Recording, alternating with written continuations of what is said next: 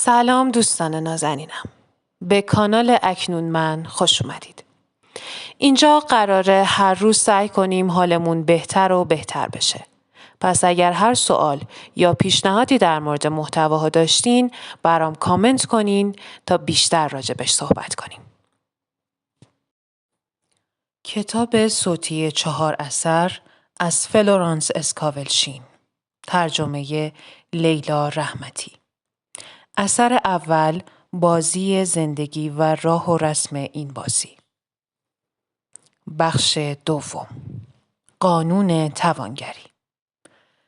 یکی از مهمترین پیام‌های کتاب مقدس به انسان‌ها این است که خدا روزی‌رسان است و انسان می‌تواند با کلام خود هر آنچه که حق الهی اوست به دست آورد. گرچه باید خود به کلامش کاملاً ایمان داشته باشد. اشعیای نبی گفته است کلام من بی ثمر به خودم بر نمی گردد و آنچه را که می خواهم برایم به ارمغان می آورد. اکنون می دانیم که کلام و افکار دارای امواج بسیار قوی هستند که به جسم و قالب انسان شکل می دهند. روزی زنی نگران و پریشان نزد من آمد و گفت که 15 ماه بابت مبلغ $3000 تحت پیگرد قانونی قرار خواهد گرفت و هیچ راهی برای به دست آوردن این مبلغ به نظرش نمی رسید و بسیار ناامید بود. به او گفتم خدا روزی رسان است و برای هر تقاضایی عرضه‌ای وجود دارد. پس برایش دعا کردم و پیشا پیش از خدا تشکر کردم که این زن $3000 را به موقع و از راه درستی به دست خواهد آورد. به او گفتم باید ایمان کامل داشته باشد و در عمل نیز آن را نشان دهد. 15 ماه آمد ولی هنوز آن مبلغ به دستش نرسیده بود. او به من تلفن کرد و پرسید که باید چه کاری انجام دهد. گفتم امروز آخر هفته است و آنها نمیتوانند تو را تحت پیگرد قانونی قرار دهند. تنها کاری که میتوانی انجام دهی این است که همانند یک ثروتمند رفتار کنی. گویی اولین روز هفته آینده این پول را به دست میآوری و در واقع در عمل نیز آن را نشان بده. زن از من خواست که با او ناهار بخورم و به او قوت قلب بدهم. در رستوران که روبرویش نشستم گفتم الان وقت صرفه‌جویی نیست. غذای گران سفارش بده و به گونه‌ای رفتار کن که گویی قبلاً $3000 را به دست آورده ای. هر آنچه که هنگام عبادت خدا از او می‌طلبی باور داشته باش که آن را به دست آورده ای. باید طوری رفتار کنی که گویا آن را قبلاً گرفته ای. صبح روز بعد به من تلفن کرد و از من خواست که تمام روز را با او همراه باشم. به او گفتم تو در پناه خدایی و او هرگز دیر نمی کند. عصر همان روز دوباره به من تلفن کرد و بسیار هیجان زده گفت معجزه‌ای رخ داد. من در اتاقم نشسته بودم که کسی زنگ در را به صدا درآورد. به دخترک خدمتکارم گفتم در را باز نکن. حوصله کسی را ندارم. او از پشت پنجره نگاه کرد و به من گفت خانم پسر عموی شماست. همان که ریش بلند و سفیدی دارد. به دخترک گفتم صدایش کن. میخواهم او را ببینم. داشت از سر کوچه میپیچید که دخترک به دنبالش رفت و او را صدا کرد. پسر عمویم برگشت و ساعتی را با هم صحبت کردیم. هنگامی که از جایش بلند شد از من پرسید راستی وضع مالیت چطور است؟ به او گفتم به $3000 احتیاج دارم. او هم گفت ناراحت نباش. اول ماه $3000 به تو میدهم. من نخواستم به او بگویم تحت پیگرد قانونیم و همکنون به این مبلغ نیاز دارم. زیرا این پول را برای فردا میخواهم و نمیدانم چه کار باید بکنم و نزد خودم گفتم به دعا ادامه میدهم. آنگاه با خود گفتم خدا دیر نمی کند. من از خدا تشکر می کنم که این زن پول را از راه غیب به دست می آورد و آن را به موقع می گیرد. صبح روز بعد پسر عمویش به او تلفن کرد و گفت الان به دفترم بیا و پول را بگیر. آن روز بعد از ظهر زن $3000 در حسابش پول داشت و با عجله در حال نوشتن چک‌های لازم بود. اگر کسی موفقیت را بطلبد اما خود را برای شکست آماده کند، به آنچه برایش تدارک دیده است میرسد. مثلا مردی به نزد من آمد تا برایش دعا کنم که بدهی خود را بپردازد.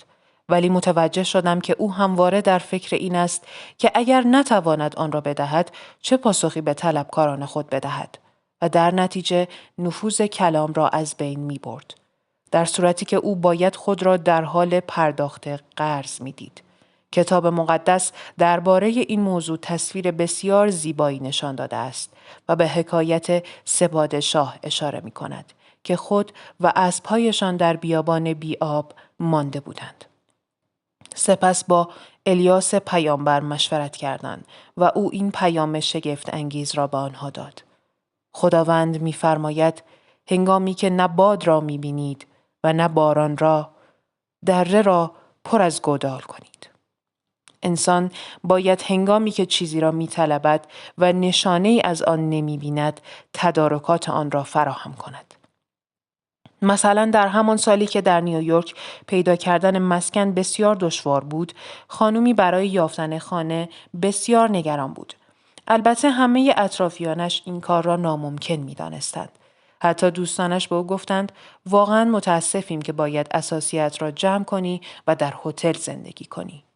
اما او پاسخ داد لازم نیست برای من متاسف باشید. من ابر انسانم و خانه مورد نظرم را پیدا می کنم. او مرتباً این ذکر را می گفت. ای روح نامتناهی، راه خرید خانه مورد نظرم را برایم بگشا. او باور داشت که برای هر تقاضا عرضه‌ای وجود دارد و به دلیل اینکه در قلمرو معنویت کار می‌کرد، هیچ شرطی را پیش نمی‌کشید و همچنین می‌دانست کسی که با خداست در موضع قدرت قرار می‌گیرد. او به این فکر افتاد که چند پتو بخرد. ناگهان به ذهنش خطور کرد که پتوها را نخر، شاید نتوانی خانه‌ای پیدا کنی و جابجایی آنها برایت دردسر شود. ولی فوراً خود را سرزنش کرد و گفت من با خریدن این پتوها تدارکات خرید خانه را آماده می کنم. به این ترتیب برای خانه مورد نظر خود تدارک دید. پس او به گونه‌ای عمل کرد که گویی قبلاً خانه‌ای خریده است. پس از مدتی به طرز شگفت انگیزی خانه‌ای پیدا کرد و با اینکه 200 متقاضی برای آن خانه وجود داشت، آپارتمان به او داده شد. و پتوها که نشان دهنده ایمان قوی او به این مسئله بود، تأثیر خود را نشان دادند. لازم نیست بگوییم در گودال‌هایی که سه پادشاه حفر کردند، آنقدر آب جاری شد تا از آب لبریز شدند. تغییر امور با نیروی معنوی برای اشخاص عادی کار ساده‌ای نیست. افکار منفی پر از شک و دودلی از ذهن نیمه هوشیار نشأت می‌گیرد و اینها همه لشکر بیگانگان هستند که باید از بین بروند. حال در میابیم که چرا قبل از طلوع آفتاب هوا اینقدر تاریک است. اغلب قبل از به دست آوردن موفقیتی بزرگ، افکار موهوم به ذهن انسان خطور می کنند. هرگاه کلامی را تکرار می کنیم که حقیقت معنوی و والایی دارد، در واقع افکار منفی موجود در ذهن نیمه هوشیار را از بین می بریم. در این زمان باید جملات مثبت و مؤکد حقیقت معنوی را تکرار کنیم و شادمان و شکرگزار خدا باشیم که قبلاً تقاضای خود را گرفته ایم. قبل از اینکه بخوانید پاسخ میدم. پس هر موهبت الهی پیشاپیش در انتظار انسان است، ولی او باید آن را بشناسد. انسان فقط چیزی را به دست می آورد که خود پی می برد در حال به دست آوردنش است. به قوم یهود گفته شد که می توانند صاحب همان زمینی شوند که بتوانند آن را به چشم خود ببینند. این حقیقتی است که برای همه انسانها وجود دارد. هر انسانی فقط می تواند زمینی را تصاحب کند که بتواند آن را ببیند. یعنی در دیده تصور خود آن را مشاهده کند. انجام هر کار بزرگ و هر موفقیتی با چشم بر نداشتن از آن امکان پذیر می شود. و معمولاً قبل از موفقیتی بزرگ احساس شکست و دلسردی در انسان به وجود می آید. وقتی قوم یهود به ارض موعود رسیدند، می ترسیدند وارد آن شوند، زیرا می گفتند زمین پر از غول‌هایی است که ما انسانها به چشم آنها همانند ملخ به نظر می آییم. و ما نیز در آنجا غول‌هایی دیدیم که نزد آنها ملخ بودیم. این موضوع تقریباً تجربه همه انسان هاست. با این وجود انسانی که قانون معنویت را می داند، از ظواهر امور ناامید و آزرده نمی شود و هنگامی که در گرفتاری است شاد خواهد بود. یعنی از رویاها و آرزوهای خود چشم بر نمی دارد و خدا را شکر می کند که به آرزوی خود رسیده و پیشا پیش خواسته خود را به دست آورده است. عیسی مسیح در این مورد مثال شگفت‌انگیزی آورد. او به شاگردانش گفت: مگر شما نمیگویید که 4 ماه دیگر موقع درو مزرعه است؟ حال به شما میگویم به مزرعه ها نگاه کنید و آنها را طوری ببینید که آماده درو هستند. دید او در دنیای ماده تأثیر میگذاشت و دنیای 4 ماه بعد را به وضوح میدید. گویی آنها واقعاً وجود دارند، چرا که او با ذهن الهی میدید. پس انسان باید از هدف خود چشم بر ندارد و آنگونه بخواهد که آنچه پیشا پیش گرفته به عینیت درآید.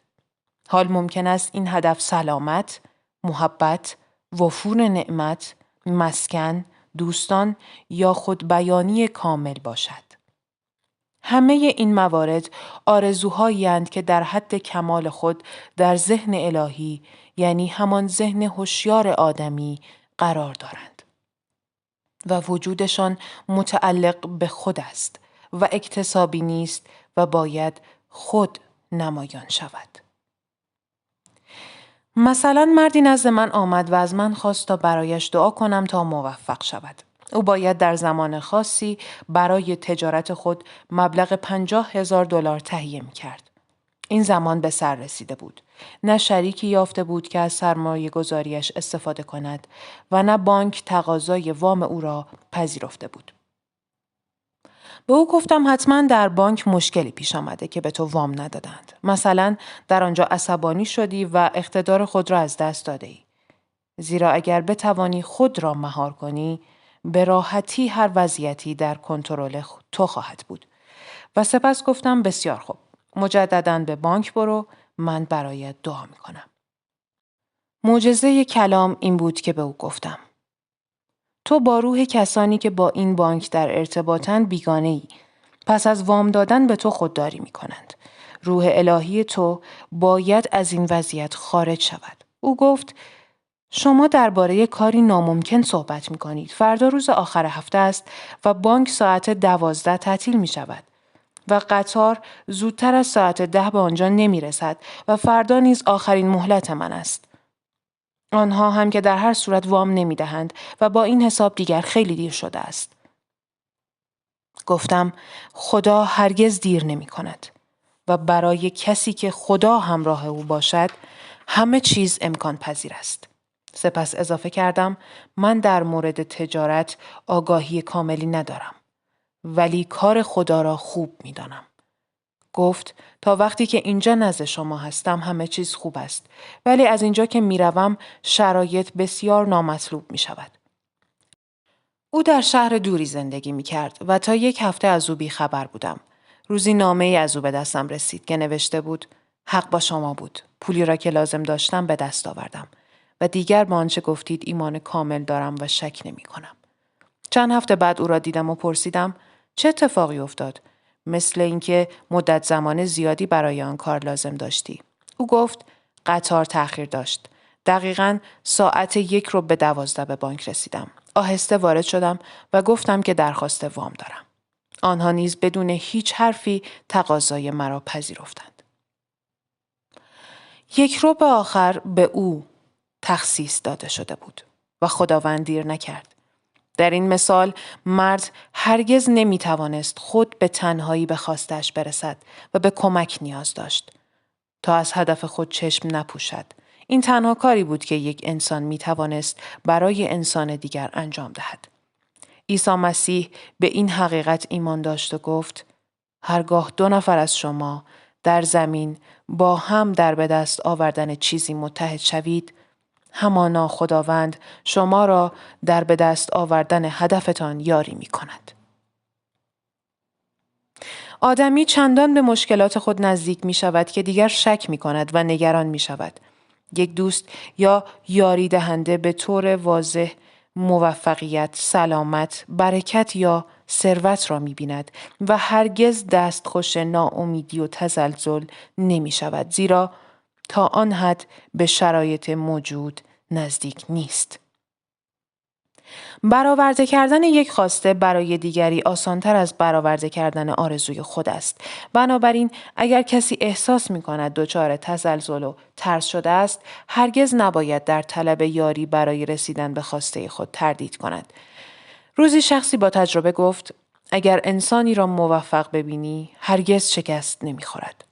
این قدرت دید است و بسیاری از انسان‌های بزرگ موفقیت خود را مدیون همسر، خواهر، برادر یا دوستی بودند که به آنها اعتماد داشتند و لحظه‌ای از این اعتقاد دست نکشیدند.